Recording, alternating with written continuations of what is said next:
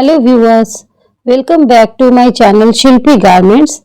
आज की इस वीडियो में हम सीखेंगे कि दो ग्रैनी स्क्वायर्स को कैसे जोड़ सकते हैं। यहाँ पर मैं इन दो स्क्वायर्स को जोड़ना बताऊंगी। ये एक बहुत ही सिंपल मेथड है और ये बिगनर्स के लिए भी बहुत ही आसान है। जैसे मैं यहाँ पर देखिए इन दोनों स्क्वायर्स को जोड़ कर रखी हूँ। इसमें मैं ऊपर में ब्लैक भी बनाई थी, अभी इसमें मैं नहीं बनाई हूँ क्योंकि ब्लैक में बनाने से आप अच्छी तरह नहीं सीख पाएंगे। तो यहाँ पर सबसे पहले आप दोनों ही स्क्वायर्स को अपनी ओर सीधा रखें। इसका भाग सीधा वाला दोनों ऊपर होना चाहिए, जैसा कि आप यहाँ पर देख रहे हैं। अब इन दोनों सीधे भागों को आपस में इस ढंग से मिला लेते हैं और इसके कॉर्नर में बिल्कुल दोनों के एक ही कॉर्नर को इस ढंग से मिलाएंगे।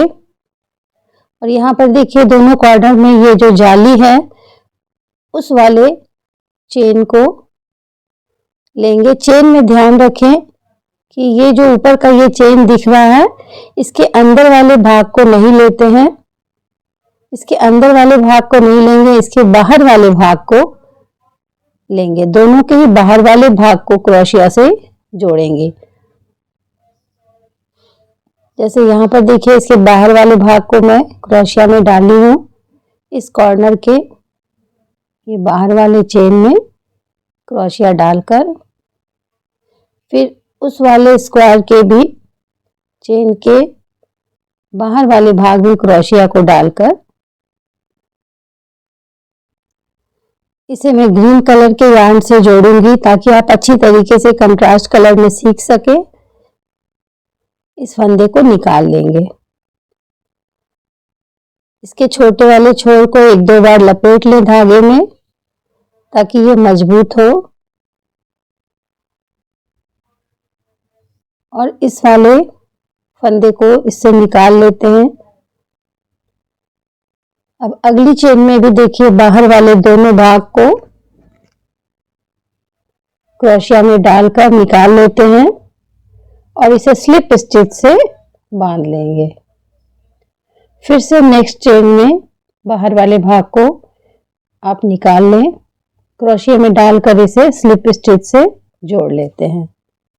इस तरह से इसे हम स्लिप स्टिच से दोनों चेन को आपस में लेकर और स्लिप स्टिच से जोड़ सकते हैं। लेकिन अगर आप इसे चाहें तो सिंगल क्रोशिया से भी जोड़ सकते हैं। सिंगल क्रोशिया की मदद से भी आप इस वाले दोनों स्क्वायर को जोड़ सकते हैं, लेकिन स्लिप स्टिच से ये ज़्यादा फ्लैट बनती है, इसमें जरा भी नीचे उभरा हुआ नहीं होगा और ये ज़्यादा खूबसूरत दिखती है। स्लिप स्टिच से भी जोड़ने के और कई मेथड इसके हैं, लेकिन आज मैं सबसे आसान वाला मेथड बता रही हूँ। देखिए ये कितना फ्लैट बना है, बिल्कुल एक समान। आप इसे कहीं पर बिछाएंगे भी तो ये बिल्कुल फ्लैट होगी और बहुत ही आरामदायक होगी। इसे आप सेम कलर से भी जोड़ सकते हैं। यहाँ पर मैं इसे कंट्रास्ट कलर में जोड़कर बताई हूँ ताकि आपको सीखने में सुविधा हो। यहाँ पर इसे मैं देखिए इन दोनों को भी बिल्कुल फ्लैट, ये कि बहुत ही सुंदर जुड़ी हुई है। ये आगे की ये सारी रो में जोड़ कर रखी हूँ जैसा मैं शुरू में आपको बताई हूँ। अब ये लास्ट में भी आप इसे देखें कि इसे कैसे खूबसूरती से इसे एंड करते हैं। लास्ट के चेन को भी उसी ढंग से बाहरी चेन को जोड़ते हुए इसे कॉर्नर तक आएंगे।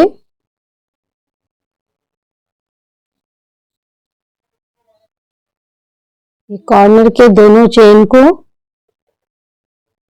ये कॉर्नर आ गया यहाँ पर इस वाले स्क्वायर में, उस वाले स्क्वायर में भी दोनों कॉर्नर के चेन को भी बाहरी वाला चेन लेकर